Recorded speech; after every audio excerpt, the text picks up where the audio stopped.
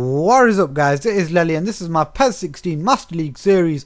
I'm going to speed this series up by uploading 2 or 3 matches per episode. Like today I've got 2 Premier League matches and an FA Cup match to end it, and the live comps are going to come for the big matches, so matches against the big teams and probably the FA Cup semi-final and the final if I get that far. So let's go into the first match of this episode, and you can see I'm against Bournemouth. Their team doesn't look too strong, so you expect a comfortable win. So let's jump into the action, and the first effort on goal comes from that little magic man Mahrez, who just hits it wide.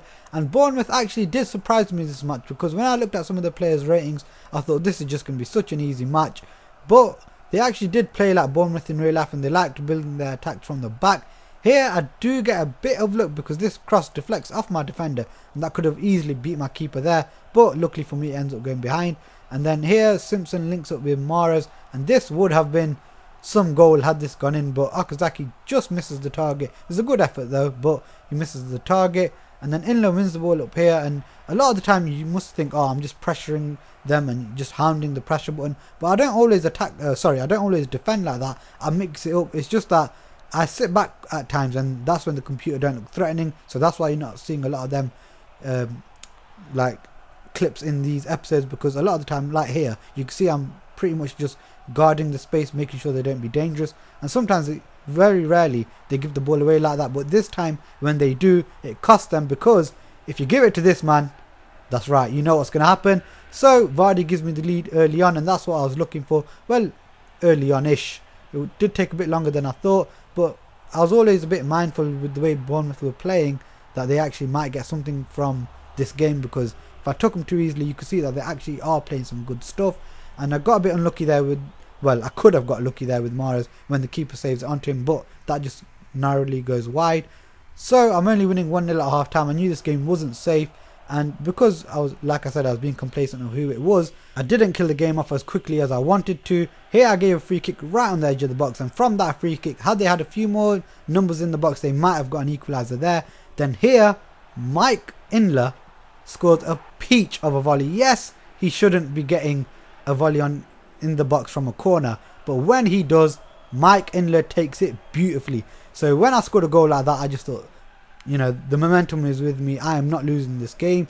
So I felt really confident in shooting from range in this episode. So a lot of my chances don't come from just because the computer was sitting deep. It came because the shooting just felt so sweet, and I was hitting it so just perfectly today that I felt like, you know, I could take a lot of chances from range. Bournemouth there with a little bit of lovely link up there. This is some brilliant player. Controls it on his chest and then plays a 1-2 with the attacking striking partner, whatever you want to call him, and he puts it beyond Kasper Schmeichel, who, you know, didn't really stand much of a chance there, to make it 2-1.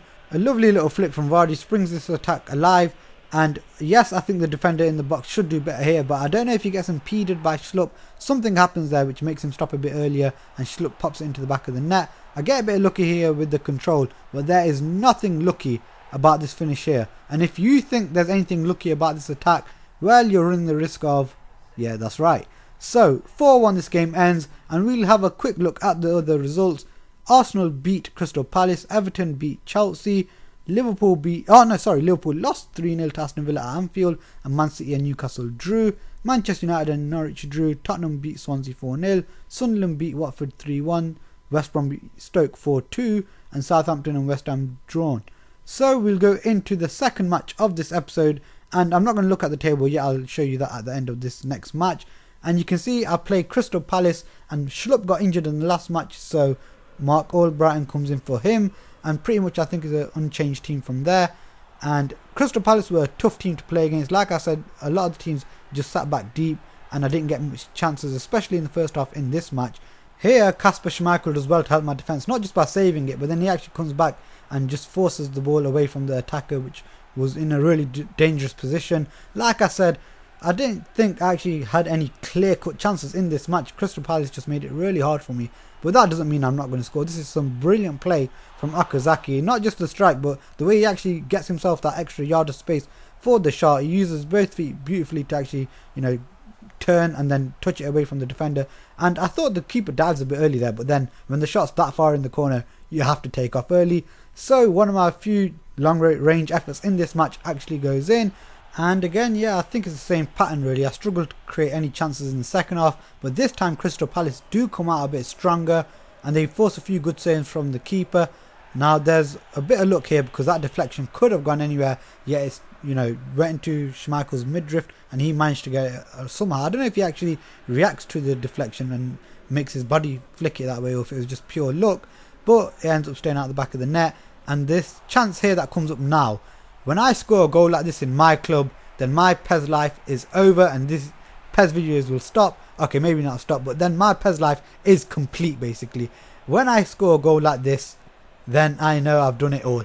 That actually had me fooled. I couldn't believe had my heart in my mouth for that one split moment when he did that and actually broke away from my defender. I thought they might score here, but it ends 1-0 and it is one of those games where, you know, the result just matters. I didn't play at my best, but I did get the result and that's what was important. So a quick look at the results, and Manchester United drew to Aston Villa, Man City beat Bournemouth, Chelsea Liverpool drew 2-2 and Everton lost to Arsenal 1-0.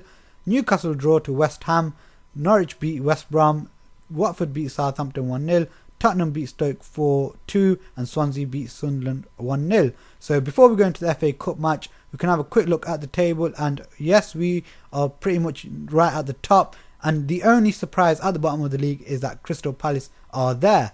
So we go into the FA Cup match, and I rested some players here. Schlupp was just coming back from injury, so I didn't really risk him. And I rested Mahrez, Okazaki and Wes Morgan because I've got Arsenal and Man City in the space of 4 days apart. So I thought I might as well give a few players a rest. Now, here the computer just encouraged me to shoot, so I took one from range. I thought there's no point looking for a pass which isn't on. Anything good from Aston Villa all match came through this fast motherfucker Agbonlahor, and what about that for a worldie of a save? This here is just so Aston Villa. Create their own danger from out of nowhere. When I win the ball, I was actually looking for a pass, but I didn't see one on, so I just thought, fuck it! And well, fuck it, I did. So Kante's strike gives me the lead, and like I said before, anything good from Aston Villa came through Agbonlahor, and it wasn't just because he's fast, but his movement was so good. Firstly, he's pulling me out wide, then he's drifting in wide here like he does, and basically fucks my right back up by just getting him out of position. And he takes his chance well and he puts them back on level terms. So into the second half we go, and for some weird reason we just don't see these save animations in my club. There are so many more save animations that we just don't see. But like I said earlier, Aston Villa causing their own dangers out of nowhere, and to be fair, Guzan does try to save his defence. He does a brilliant job of saving them, but Vardy in the form he's in, and when you looks in, what a touch this was, the brilliant touch to get it over the defender, and well, Vardy does what Vardy does. So we have a 2-1 lead, and a very uncomfortable 2-1 lead, because the way Aston Villa were playing, or more so Agbonlahor was playing, was that lead could be whacked away at any moment. So I was pushing for that third goal, and I was pretty much the dominant team up until the end of the game, where Aston Villa did shove Michael Richards up top, and by them doing that they had the effect that they wanted. They had the ball sticking at the other end of the pitch, and Agbonlahor here should have buried that, but luckily for me he hit it wide. But it did have the effect of, you know, the ball kept sticking up at the attacking end for them, or my defensive end. And you know what, I do get done by a bit of, you could say a bit of casual racism here, because when Agbonlahor does score, I mistaken Michael Richards for Agbonlahor. Yes, I know Michael Richards is, well, about 10 shades darker than Agbonlahor, but in the game it's a bit harder to tell, and I do get done by a bit of casual racism. Well, yeah, I'm not racist, but yeah, I got a bit done by that. So you see in the replay I was marking Michael Richards rather than Agbonlahor, got confused thinking that he is the more dangerous attacker, didn't realise who was who, and then when I realised Agbonlahor got the ball, then I realised it was a bit too late. So racism is bad, lads. Racism is bad. So we go into the final bit of action in this half, and Delight whips one into this chink, and what a way to take this game and take us through into the next round. No, I'm only joking. I do love Okazaki, so don't think, you know, I think he's a Jap anyway, but you can see that I deserve this win more than I did in the last Crystal Palace match. And let's have a quick look at the other results, and I think the only upset here is Cardiff beat Newcastle 3-0 and Bristol City beat Swansea 1-0. So we'll have a quick look at our next opponent and our route to the final. So you can see, not do I only have Arsenal in the next match in the Premier League, but I'm also going to have them in the Cup, and the winner of that match gets the winner of Liverpool versus Cardiff. So FA Cup success doesn't look like it's going to be the easiest route to a trophy, but you never know what happens in the beauty of the FA Cup. So guys, that ends this episode, and I will see you guys in the next episode against Arsenal and Manchester City. Until then, peace. Today we are going to have just one match of the online divisions, and that is because I'm going to have 18, that's right, 1-8, the number Adam Johnson should have waited, the dirty bastard. So let's get on with this, and first